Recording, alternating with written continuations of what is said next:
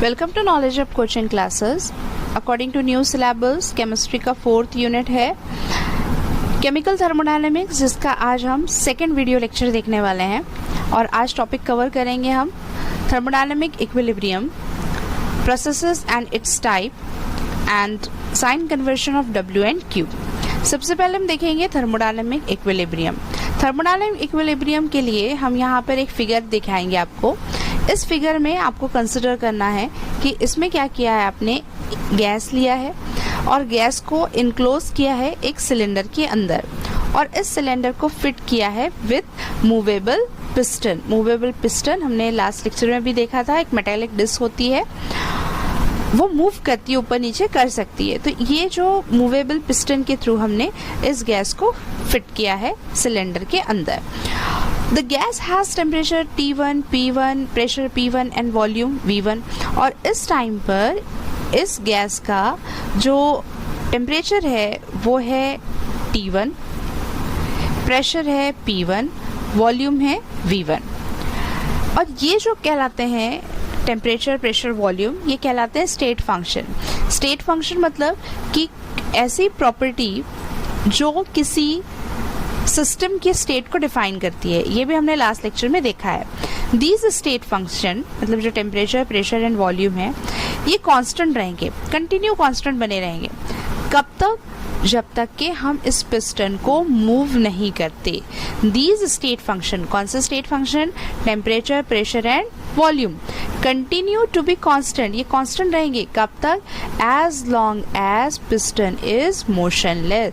जब तक कि पिस्टन मोशनलेस रहेगा, हम पिस्टन को मूव नहीं करेंगे, तब तक कि ये स्टेट फंक्शन कांस्टेंट रहेंगे।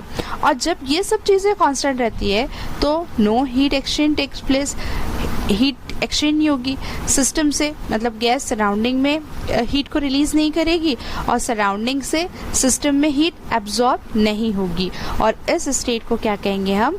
Equilibrium state. इक्विलिब्रियम स्टेट मतलब एज इट इज रहने वाली स्टेट। जब तक के हम पिस्टन को मूव नहीं करते, state functions temperature, pressure, volume change नहीं होते, तब तक के वो स्टेट एज इट इज रहती है। वो स्टेट कहलाती है इक्विलिब्रियम स्टेट।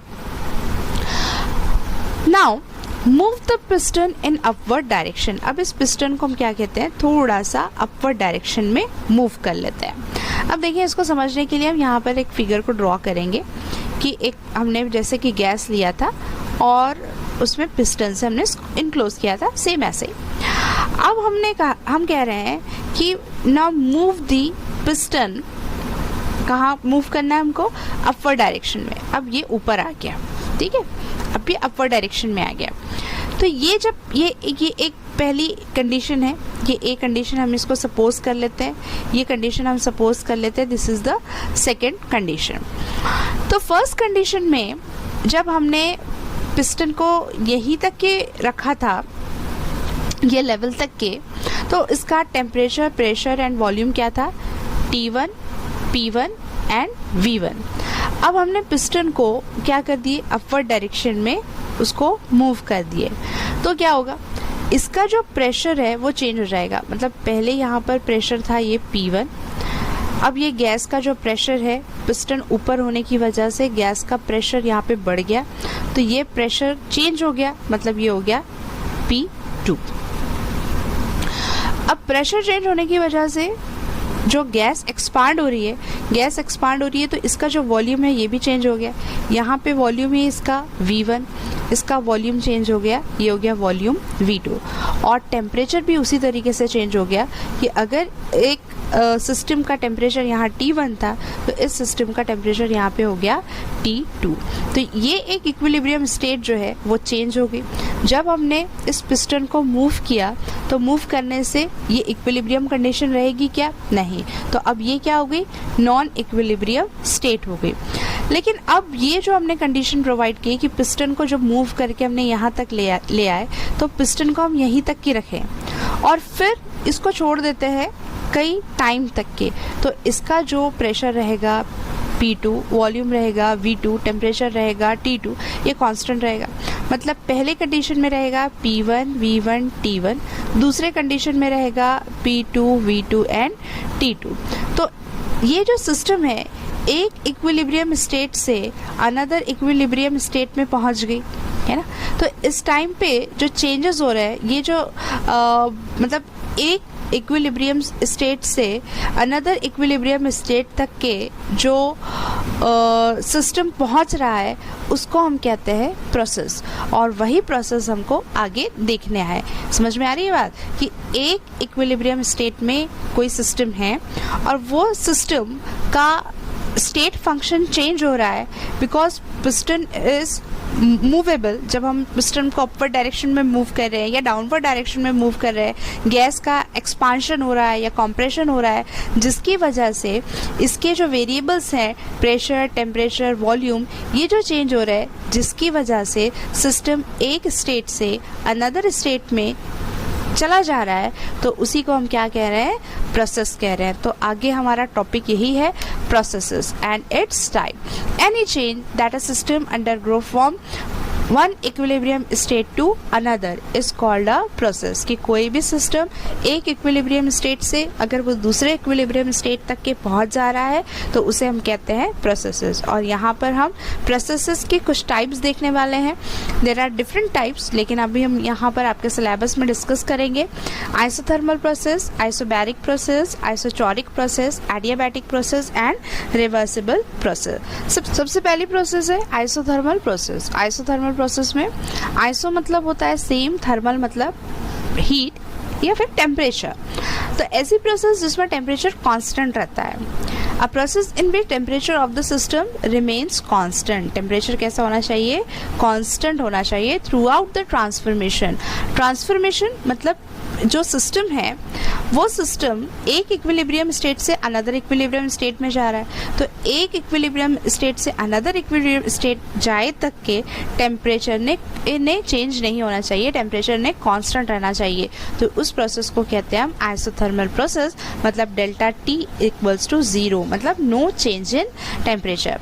उसको और समझने के लिए हम यहाँ पे कुछ एग्जाम्पल लेते हैं। यहाँ पर कि आपको ये फिगर दिख रही है, वो फिगर है बॉइलिंग ऑफ वाटर। जो वाटर है वो बॉईल हो रहा है यहाँ पर। तो अब ये जो वाटर है जो हमने कंसिडर किया है, ये कहलाएगा सिस्टम अंडर थर्मोडायनामिक कंसिडरेशन, और इसके आसपास जो है वो क्या है रहता है, सराउंडिंग। ये सिस्टम है और ये है सराउंडिंग। अब देखें कि जब वाटर बॉईल होता है, अब आपको पता है boiling point of water is 100 degree Celsius. 100 degree Celsius पे वाटर बॉईल हो रहा है। अब यहाँ पर इस टाइम पर ये जो इसका आपको वॉल्यूम नज़र आ रहा है ये है V1, और V1 मतलब जो इसका वॉल्यूम है कितने टेम्परेचर पे है, टेम्परेचर कितना है इसका 100 डिग्री सेल्सियस, क्योंकि 100 डिग्री सेल्सियस पे ही वाटर बॉईल हो रहा है।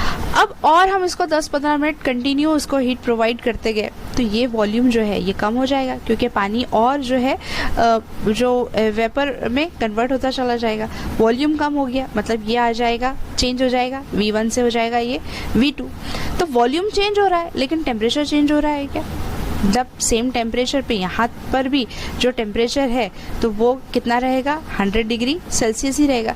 तो थ्रू आउट दी ट्रांसफॉर्मेशन हम पूरा ये प्रोसेस जब तक के कर रहे हैं, बॉइलिंग ऑफ वाटर जब तक के कर रहे हैं, तब तक के टेम्परेचर तो कांस्टेंट रहेगा, लेकिन जो दूसरे वेरिएबल्स है वॉल्यूम चेंज हो रहा है, प्रेशर चेंज हो रहा है, लेकिन टेम्परेचर कांस्टेंट है। तो ऐसी प्रोसेस में टेम्परेचर कांस्टेंट रहता है।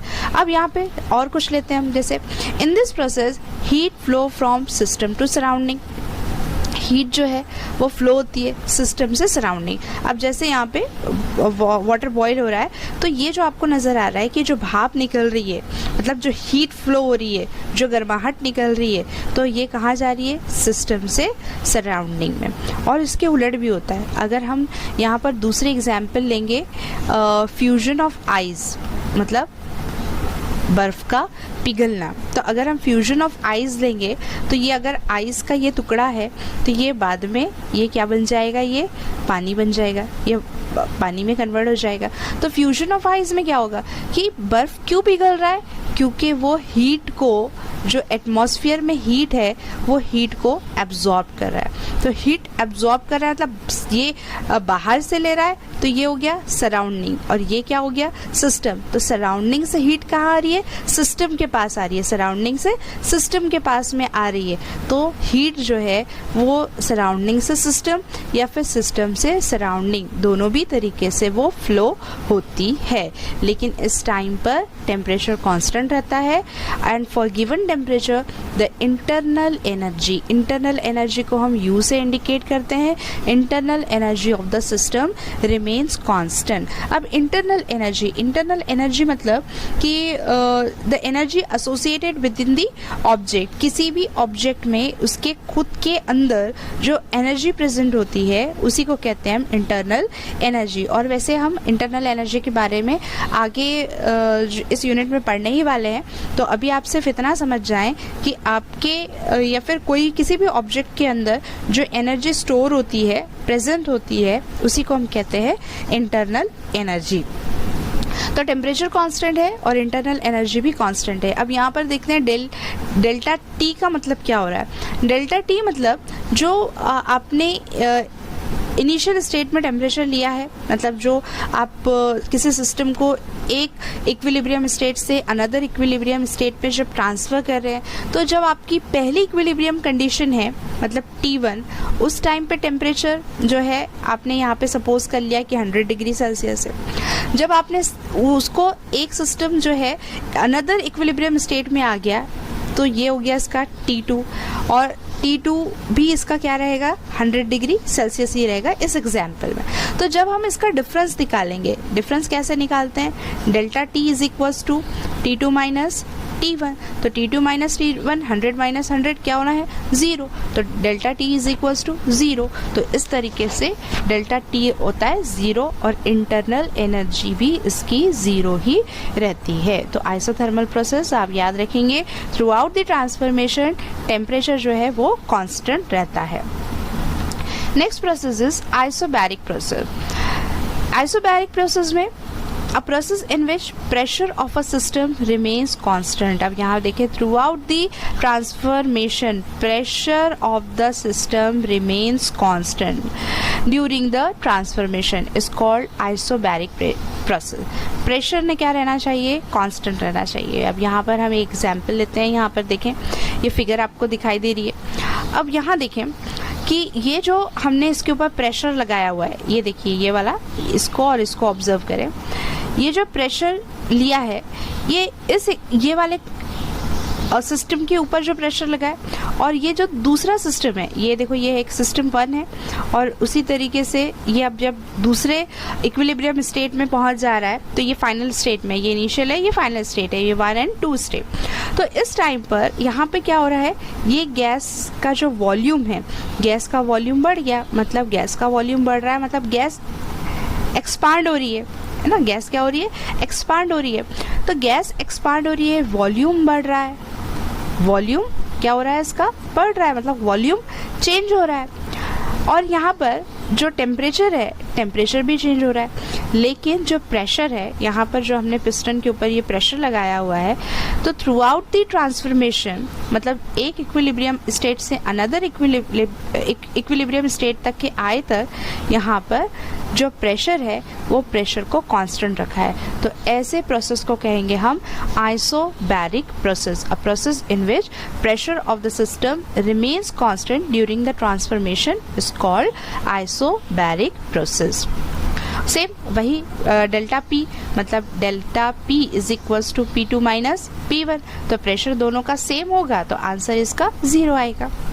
नेक्स्ट प्रोसेस है isochoric process. A process in which volume of the system remains constant. क्या कांस्टेंट रखना है इसमें, वॉल्यूम को कांस्टेंट रखना है थ्रू आउट द ट्रांसफॉर्मेशन। मतलब एक सिस्टम फर्स्ट इक्विलिब्रियम स्टेट से अनदर इक्विलिब्रियम स्टेट में पहुंचे तक के अगर वॉल्यूम कांस्टेंट रहता है, तो उसे कहते हैं हम आइसोचोरिक प्रोसेस। अब इस फिगर में देखें, वॉल्यूम को कांस्टेंट रखना है, ठीक है।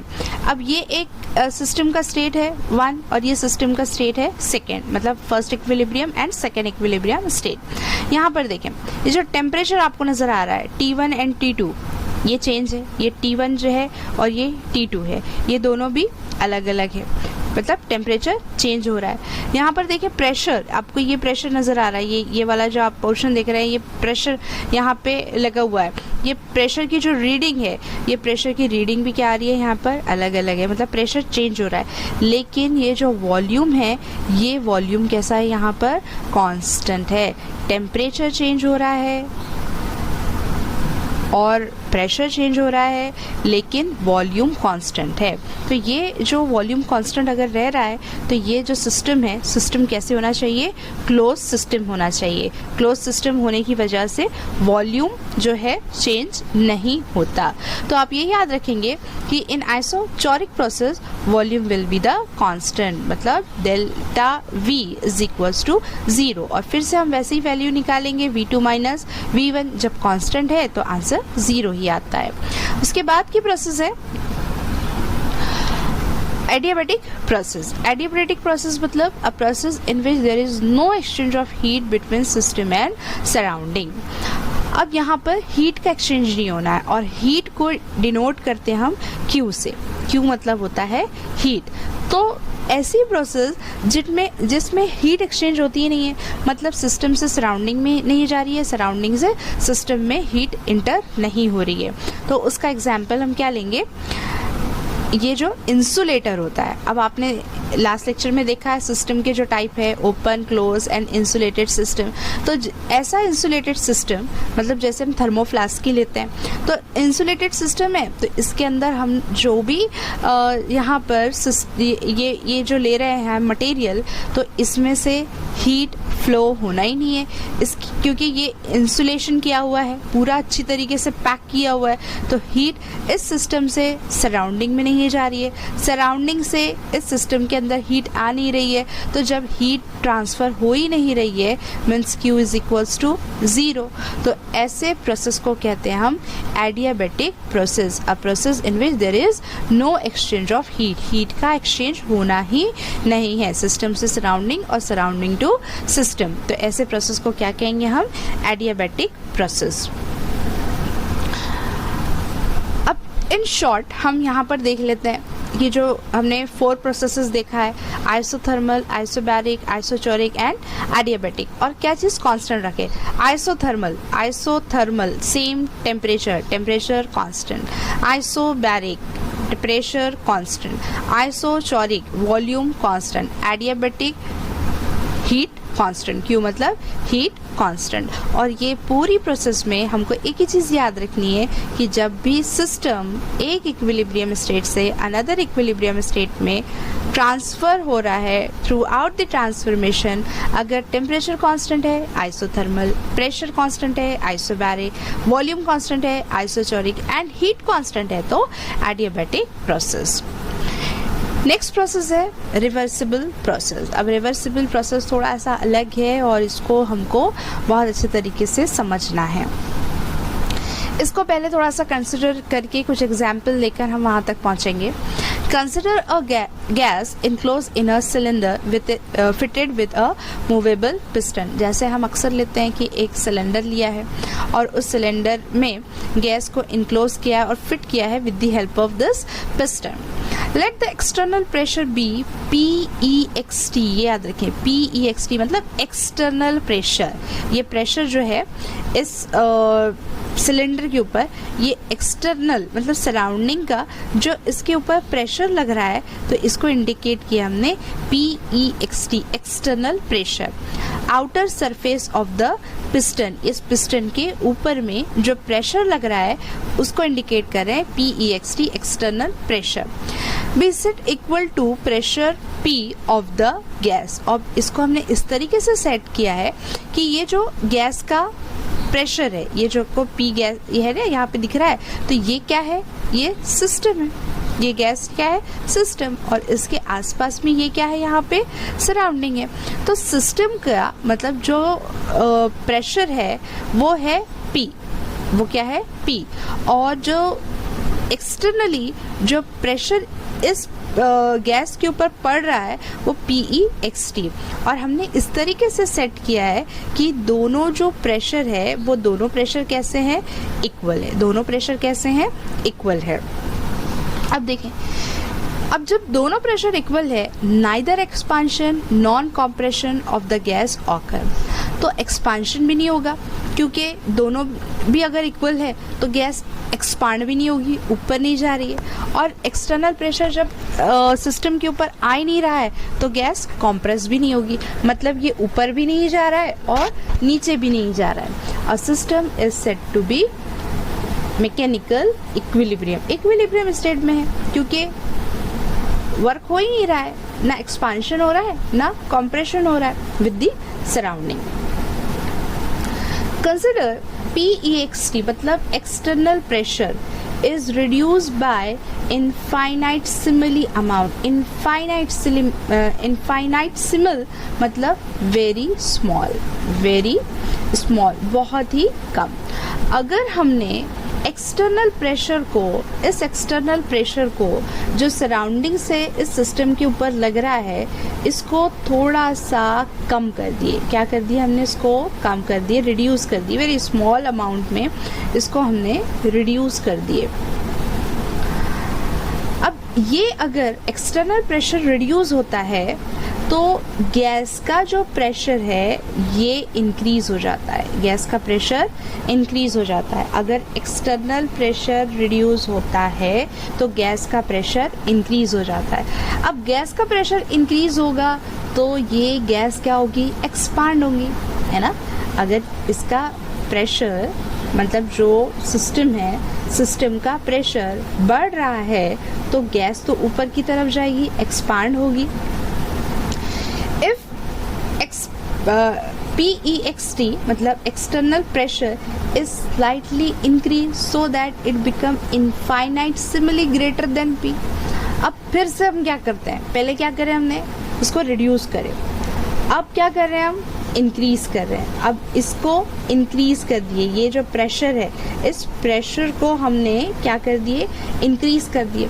अगर एक्सटर्नल प्रेशर इंक्रीज होता है तो सिस्टम का प्रेशर डिक्रीज हो जाएगा। जब सिस्टम का प्रेशर डिक्रीज हो जाएगा तो फिर से ये अपनी ओरिजिनल पोजीशन पे आ जा रहा है, जो पहले था वही आ गया। तो ये क्या हुआ, रिवर्स हो गया।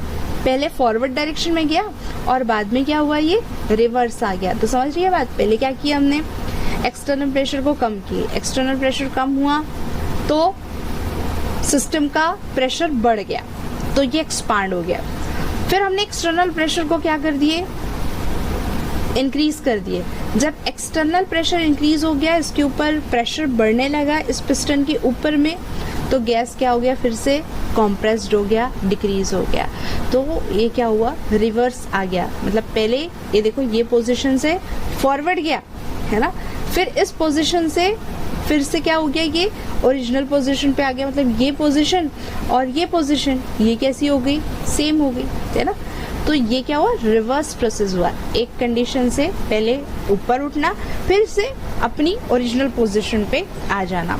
तो for the system in mechanical equilibrium with its surrounding, infinitesimal change may causes the process to occur in the reverse direction। लेकिन आपको हमेशा इस प्रोसेस में याद रखना है कि थोड़ा सा भी जो चेंज आता है, infinitesimal, थोड़ा सा भी अगर चेंज होता है तो वो प्रोसेस फॉरवर्ड भी जा सकती है और वो प्रोसेस दोबारा से रिवर्स भी आ सकती है।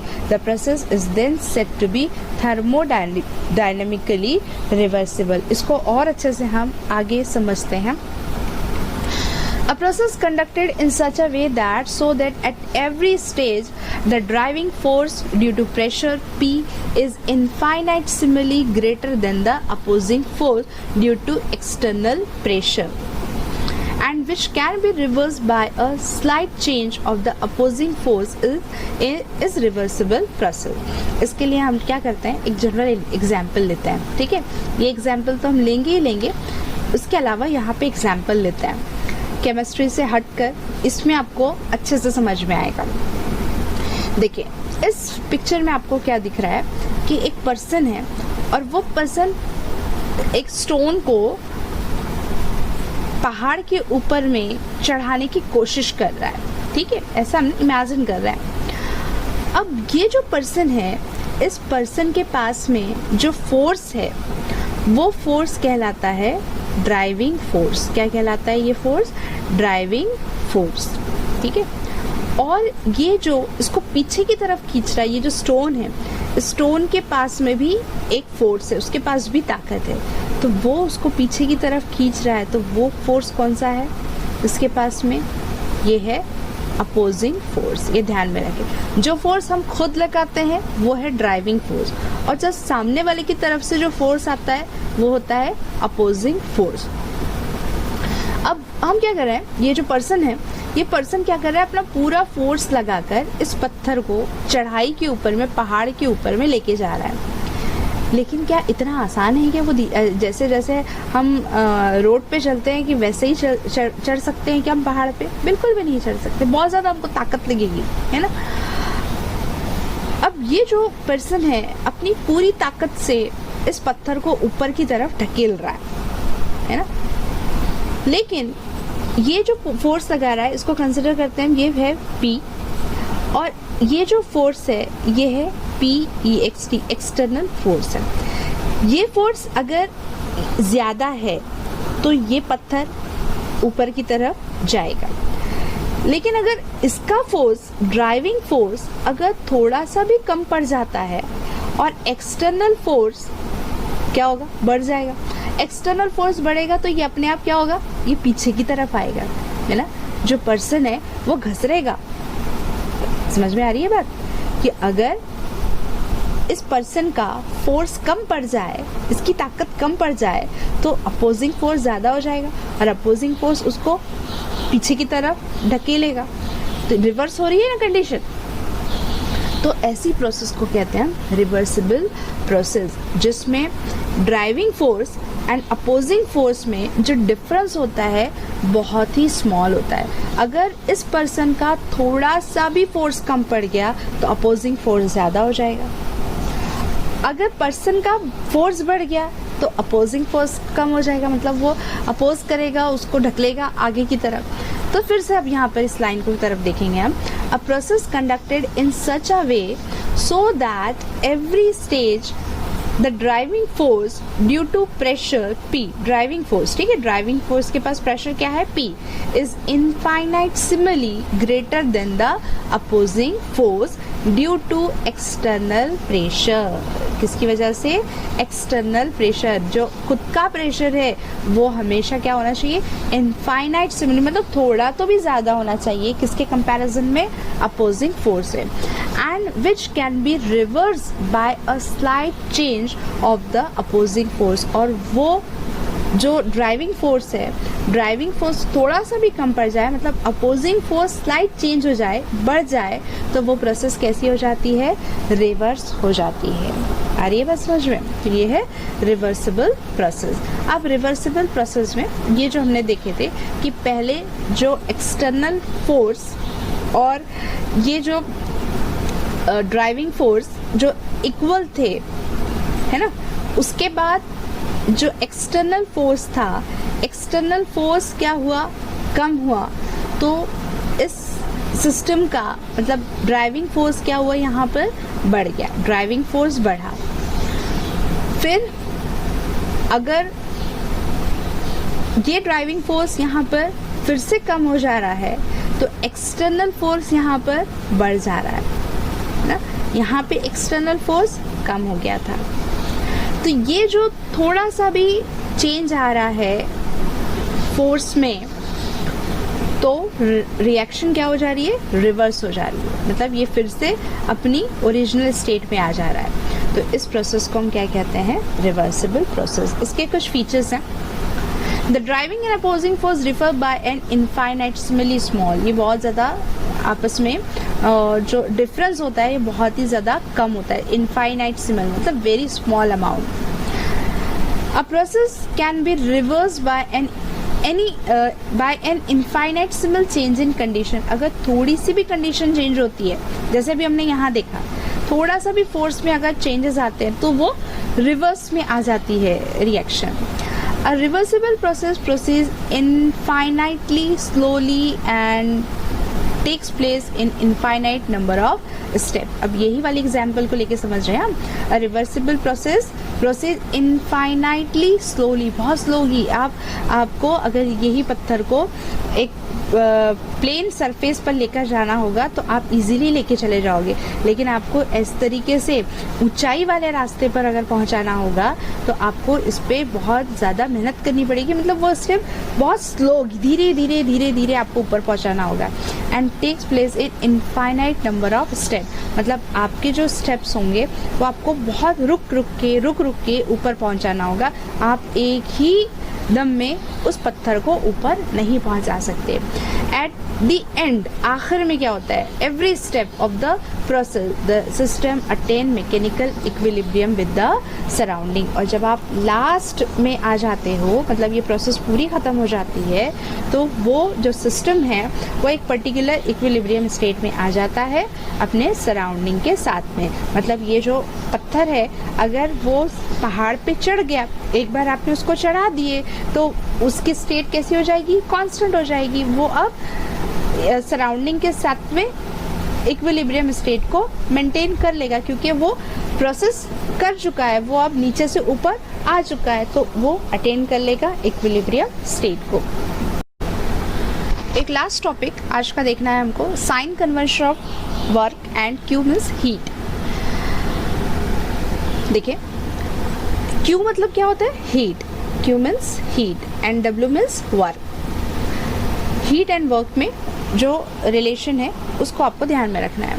देखिए, ये जो हम कंसिडर कर रहे हैं, दिस इज़ अ सिस्टम। यहाँ पर ये है सिस्टम, और ये आसपास में जो दिख रहा है, इसके पूरे आसपास में ये रहता है सराउंडिंग। अगर कोई पर्टिकुलर सिस्टम जिसके ऊपर हमको जो हम थर्मोडायनामिक कंसिडरेशन में ले रहे हैं वो है सिस्टम, तो ये सिस्टम अगर हीट एब्जॉर्ब कर रहा है, क्या कर रहा है, वो हीट एब्जॉर्ब कर रहा है, हीट को अपने अंदर ले रहा है। अगर हीट एब्जॉर्ब कर रहा है तो हम उसको इंडिकेट करते हैं प्लस क्यू से। अगर सिस्टम में हीट एब्जॉर्ब होती है तो इसका मतलब ये है कि जो वर्क है वो सिस्टम के ऊपर हो रहा है। Work done on the system, work हो रहा है मतलब W, वर्क हो रहा है सिस्टम पर हो रहा है, तो उसको इंडिकेट करेंगे हम W से, प्लस W। अगर हीट एब्जॉर्ब करता है सिस्टम तो वर्क होता है किसके ऊपर में, सिस्टम पे, और सिस्टम पे क्यों होता है, बाय दी सराउंडिंग। देखिए यहाँ पर ये क्यू क्या दिख रहा है आपको, प्लस, तो Q इज प्लस बोले तो प्लस मीन्स हीट एब्जॉर्ब हो रही है। हीट एब्जॉर्ब कौन कर रहा है, बाय सिस्टम। किसके जरिए हीट एब्जॉर्ब हो रही है, सिस्टम हीट को एब्जॉर्ब कर रहा है, अपने अंदर ले रहा है, इन। जब हीट एब्जॉर्ब होती है तो work is positive, work done on system, work done on system. इन याद रखें, अगर हीट एब्जॉर्ब हो रही है तो वर्क डन हो रहा है, हीट एब्जॉर्ब हो रही है सिस्टम पे तो वर्क डन हो रहा है किस पर, सिस्टम। अंदर आ रही है हीट तो वर्क भी सिस्टम पर अंदर ही आएगा, इन याद रखेंगे। अब देखिए सेकंड क्या है, हीट रिलीज हो रही है सिस्टम से, कहाँ रिलीज हो रही है, सराउंडिंग पर, है ना। जो हीट है वो सिस्टम से सराउंडिंग पर जा रही है, तो जब बाहर की तरफ जा रही है तो हम उसको क्या करेंगे, माइनस से इंडिकेट करेंगे। जब हीट सराउंडिंग की तरफ जा रही है तो वर्क कहाँ हो रहा है, सराउंडिंग पे हो रहा है। किसके थ्रू हो रहा है, सिस्टम के थ्रू वर्क हो रहा है, किस पर, सराउंडिंग पर, नॉट सिस्टम, मतलब बाहर निकल गया। तो यहाँ पर वर्क जब सराउंडिंग पे हो रहा है तो हम किससे इंडिकेट करेंगे, माइनस W से। तो Q इज नेगेटिव, अगर Q नेगेटिव, हीट रिलीज हो रही है मतलब सिस्टम से बाहर चले जा रही है, आउट। अगर आउट हो रहा है ना, हीट अगर रिलीज हो रही है, बाहर जा रहा है, तो वर्क भी बाहर की तरफ ही होगा। तो work done by system, system के जरिए हो रहा है, लेकिन कहाँ, सराउंडिंग पर हो रहा है। तो ये याद रखेंगे आप। अब इससे मतलब क्या निकलता है, कंक्लूजन क्या निकलता है, अब देखें। अगर हीट एब्जॉर्ब हो रही है और वर्क किस पे हो रहा है, सिस्टम पे हो रहा है, मतलब जो गैस है वो गैस क्या होना चाहिए, कॉम्प्रेस्ड होना चाहिए। क्या होना चाहिए, कॉम्प्रेस्ड होना चाहिए, क्योंकि वर्क कहाँ हो रहा है, सिस्टम के ऊपर में हो रहा है। अब देखिए हीट रिलीज हो रही है, बाहर की तरफ जा रही है, और वर्क भी कहाँ हो रहा है, बाहर जा रहा है। तो गैस क्या होना चाहिए, एक्सपांड होना चाहिए, मतलब बाहर की तरफ जा रहा है, बाहर जा रहा है, आउट, तो वो फैलेगा, एक्सपांड होगी। तो हीट अगर एब्जॉर्ब होती है तो गैस कॉम्प्रेस्ड होगी, हीट अगर रिलीज होती है तो गैस एक्सपांड होगी। तो ये जो प्लस माइनस के जो साइन है आपको अच्छी तरीके से याद में रखना है। और आगे जब हम फर्स्ट लॉ ऑफ थर्मोडायनामिक्स पढ़ेंगे उसमें डिफरेंट जो प्रोसेसेस हमने पढ़े हैं 5 टाइप के प्रोसेसेस, और ये साइन कन्वेंशन आपको आगे यूज़ होने वाला है, तो इसलिए अच्छे से आप इसको पढ़ेंगे, ठीक है।